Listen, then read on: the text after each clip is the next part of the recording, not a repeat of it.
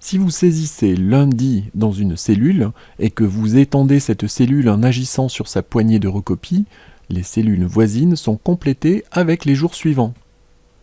Excel vous permet d'utiliser la même technique sur des listes personnalisées, des références, des produits ou des noms de clients par exemple.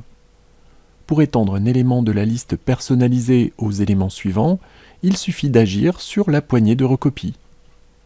Voyons comment créer une liste personnalisée. Sélectionnez l'onglet Fichier dans le ruban, puis cliquez sur Options. La boîte de dialogue Options Excel s'affiche. Sélectionnez Options avancées dans le volet gauche. Déplacez la barre de défilement verticale pour atteindre la section Générale, puis cliquez sur Modifier les listes personnalisées. Définissez la nouvelle liste dans la zone Entrée de la liste, en prenant le soin de séparer les entrées de la liste par une virgule.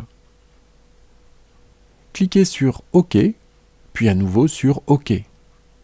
Ici, par exemple, nous définissons une liste personnalisée contenant les prénoms Kevin, Eric, Lionel, Laurence, Patricia et Michel.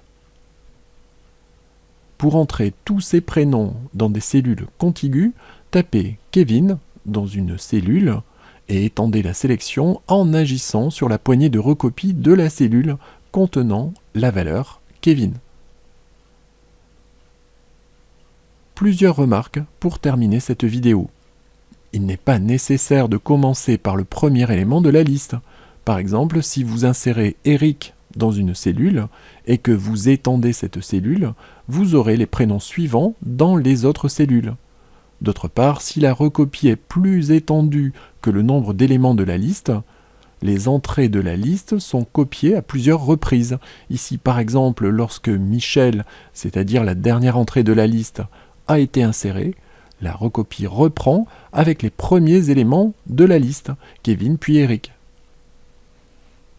Supposons que vous ayez défini une liste personnalisée avec ces 4 mots « élève »,« pépite »,« salière » et « icône ».